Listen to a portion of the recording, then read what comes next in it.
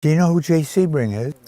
Well, he's very famous because he was massacred in the Manson massacre with Sharon Tate, which happened 10 years after when I met him. We introduced ourselves. He said, well, I'm opening the very first salon for men, hairstyling, in America. It didn't exist. You know, guys went to barbershops for like $1. He said, I'm going to charge $10. I'm going to shampoo the hair. I'm going to do something that no one's ever done before. This is going to be the coming thing. And he said to me, don't become a hairstylist for women. Join forces with me. I said, yes. Overnight, our clientele came from like a Hollywood's who's who. Frank Sinatra, Marlon Brando, Steve McQueen, Rock Hudson, Paul Newman, Peter Sellers, Glenn Campbell, Roy Orbison, everyone in music, motion pictures, and television came to us. April 30th, 1964. My phone rang, and on the other end, the voice said to me, Larry, I'm sitting here with Elvis Presley, and the moment I heard his voice, I'm going to say Elvis Presley, I listened. He said, I'm at his house here in Bel Air, and he wants to know if you'd like to come up to his house to fix his hair. I'll never forget those words, you know. I said, yeah, I'd love to. Drove up to Elvis's house. I walk in. Someone ushers leads me to the den, and I'm looking around. About 30 seconds later, here comes Elvis. He walks up to me. He says, hi, I'm Elvis Presley. He goes, come on, man. We're going to my bathroom. You fix my hair, we'll talk. Great. I started to do his hair.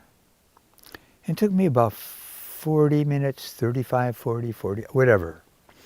So I blow dry it. I spritz it. And I said, what do you think, Elvis? He goes, beautiful, beautiful, man. And he goes like this. Who are you? Who are you, Larry? What are you really all about? What are you really into? I started to panic within myself. What? What the F is going on? I'm in Elvis Presley's bathroom? I just did his hair. He's asking me this? I said, well, Elvis, you know what I do for a living. What I'm really into is my search for truth, for God. Why are we here, Elvis? Why does life exist? And I said, well, wait, Elvis, you're the biggest star on planet Earth. This probably sounds corny to you. He said, whoa, man, wait a minute. Wait a minute. You have no idea how much I need to hear what you have to say. Please, Larry, please keep on talking. He said, why me? Why me? He said, Larry, he went like this, why was I plucked out of all the millions and millions of people to become Elvis Presley and have the life that I have? And we got into a conversation about his life and my life and about why we're here. And it was about 2 hours later. I said, yeah, I got to get back, Elvis. He said, I have a better idea. In fact, it's a brilliant idea. Go back. Tell Jay Sebring that you're quitting because you work for Elvis Presley full time. What do you think? I said, yes, that's beautiful, Elvis. I'd love to. And that began my career with Elvis. In 1965, we wrapped Paradise Wine style. Now we head back to Memphis. We get in the Dodge mobile home. He's driving. He looks at me and said, Larry, I got it, man. I got it. I know what I'm going to do. I'm going to create a gospel album. I mean a real Jubilee gospel album. The next 8 months, Elvis listens to every gospel song ever recorded. We go to Nashville, Tennessee, to RCA recording studio. And Elvis said, listen, I'm going to tell you something. This is not just another rock and roll album. This is not one of those movie songs I sing. This is God's music.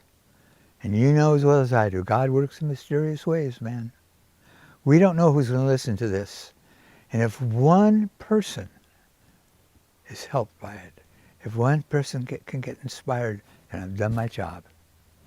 So what I'm getting at is, I'm not getting out of this chair.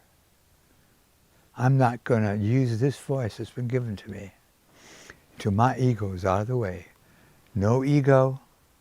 I want to hear that little voice, that still small voice within me. And I'll know if I'm ready, because I can only do this if I'm ready.